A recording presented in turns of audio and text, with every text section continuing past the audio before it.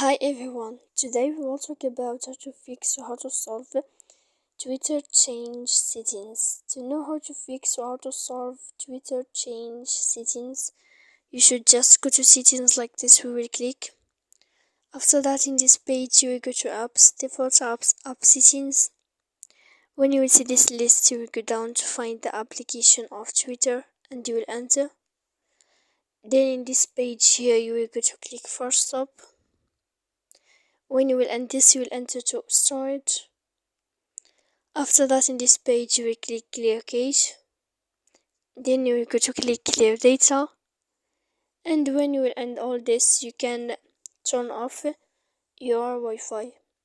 So please don't forget to support us by like and subscribe. See you next time in another video, and thank you for watching.